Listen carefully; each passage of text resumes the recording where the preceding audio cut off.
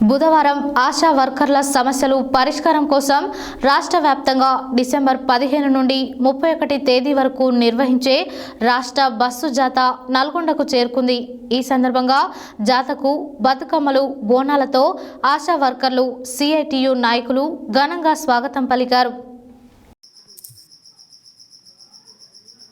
బుధవారం ఆశా వర్కర్ల సమస్యలు పరిష్కారం కోసం రాష్ట్ర వ్యాప్తంగా డిసెంబర్ 15 నుండి 31వ తేదీ వరకు నిర్వహించే రాష్ట్ర బస్సు జాత నల్గొండకు చేరుకుంది.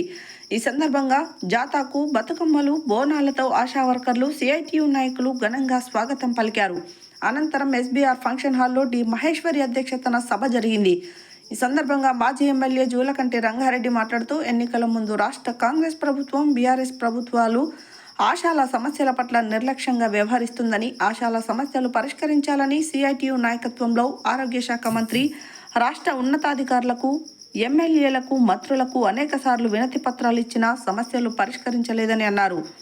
బస్సు జాత రథసారథి యూనియన్ రాష్ట్ర అధ్యక్షురాలు పి జయలక్ష్మి, సిఐటియు రాష్ట్ర ఉపాధ్యక్షులు తుమ్మల వీరారెడ్డిలు మాట్లాడుతూ ఆశా వర్కర్ల బస్సు జాత డిసెంబర్ 31న హైదరాబాద్ ఇందిరా పార్క్ దగ్గర జరిగే ముగింపు బహిరంగ సభను జయప్రదం చేయాలని కోరారు. అనంతరం ఎస్బీఆర్ ఫంక్షన్ హాల్ నుండి సుభాష్ విగ్రహం, మైసయ్య విగ్రహం మీదుగా పెద్ద గడియారం వరకు ఆశా వర్కర్లు భారీ ర్యాలీ ప్రదర్శన నిర్వహించడం జరిగింది.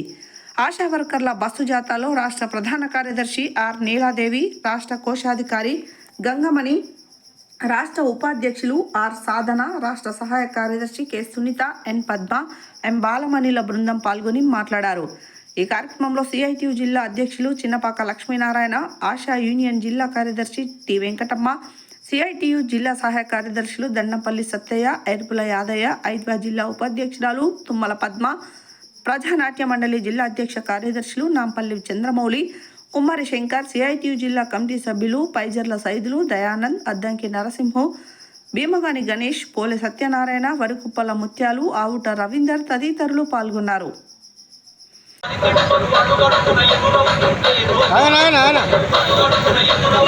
సమస్యలు పరిష్కరించాలని ఈ నెల 15 నుండి ఆదిలాబాద్ జిల్లాలో ప్రారంభమైన బస్సు యాత్ర ఈరోజు నల్గొండకు చేరుకుంది. ఘనంగా స్వాగతం పలికాం. ఎస్బీఆర్ ఫంక్షన్ హాల్లో సభ నిర్వహించి మళ్ళీ గడియారం వరకు ర్యాలీ నిర్వహించడం జరిగింది. ఈ సందర్భంగా ప్రభుత్వాన్ని డిమాండ్ చేస్తున్నాం.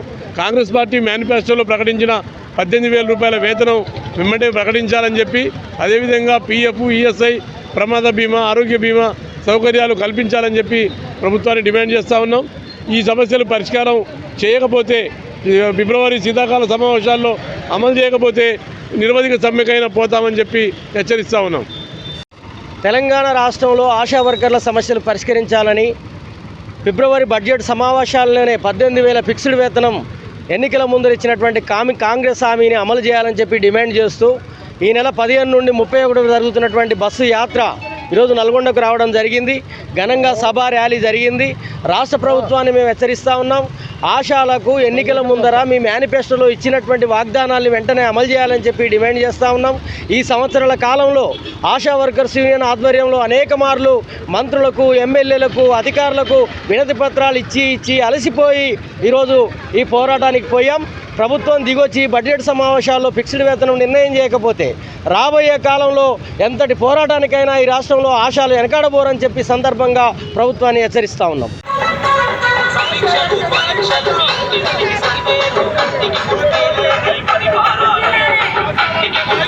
తెలంగాణ ఆశా వర్కర్స్ యూనియన్ ఆధ్వర్యంలో రాష్ట్ర వ్యాప్తంగా ఈరోజు జాతా నల్గొండ చేరుకోవడం జరిగింది. 15వ తారీఖు ప్రారంభమైన జాతా 33 జిల్లాలు తిరుగుతూ 31వ తారీఖు నాడు హైదరాబాద్లో ముగిస్తుంది. ఈ జాతా డిమాండ్స్ ఈరోజు కాంగ్రెస్ ప్రభుత్వం అధికారంలోకి వచ్చిన తర్వాత ఆశాలకు ఇచ్చినటువంటి ఈరోజు కనీస వేతనం 18,000 రూపాయలు ప్రకటించారు. 18,000 రూపాయలు అమలు చేయాలని చెప్పేసి ఈరోజు ఆశా వర్కర్స్ యూనియన్ రాష్ట్ర వ్యాప్త జాతా ఇక్కడ నల్గొండకు వచ్చింది. ఈ సందర్భంగా మేము అడుగుతున్నాం, ఈరోజు ఈ ప్రభుత్వం ఇచ్చిన హామీని నిలబెట్టుకోవాలని చెప్పేసి పీఎఫ్, ఈఎస్ఐ, బీమా సౌకర్యము, ఇన్సూరెన్స్ ఇవన్నీ కూడా కల్పించాల్సిన అవసరం ఉంది. వీరితో పాటు వెట్టి చాకిరీ చేపిస్తున్నారు. ఆశాలతోటి పారితోషికాల పేరుతో కాలయాపన చేయకుండా ఈరోజు ఫిక్స్డ్ వేతనం చేసి వాళ్ళకు పెరుగుతున్న ధరలకు అనుగుణ వేతన సవరణ జరగాల్సిన అవసరం ఉంది. ఇప్పటికీ చాలా గత బీఆర్ఎస్ ప్రభుత్వంలో అన్యాయానికి గురయ్యారు. ఇప్పుడు ఈ కాంగ్రెస్ ప్రభుత్వం వచ్చిన తర్వాత వాళ్ళకు ఓట్లేసి కనీస వేతనం పెంచుతామని చెప్పేసి ప్రభుత్వాన్ని అధికారంలోకి తీసుకొచ్చుకున్నాం. మరి ఇప్పుడైనా రేవంత్ రెడ్డి గారు ఇప్పటికైనా పోలీస్ నిర్బంధాన్ని, ఆందోళనలు పోరాట ఫలితాన్ని గుర్తించి మీరు ఇచ్చిన వాగ్దానం ఏదైతే ఉందో 18,000 రూపాయలు అమలు చేయాలని చెప్పేసి ఈరోజు జాతా డిమాండ్ చేస్తుంది. ఈ నేపథ్యంలో మీ సమస్యను పరిష్కారం చేయకపోతే రాష్ట్ర వ్యాప్త పోరాటంగా మారుతుంది. ఇప్పటికైనా రాష్ట్ర ప్రభుత్వం సానుకూలంగా ముందుకొచ్చి 18,000 రూపాయలు కనీస వేతనం ఇచ్చి ఆదుకోవాలని చెప్పేసి మేము ఆశాల తరపున కోరుతున్నాం.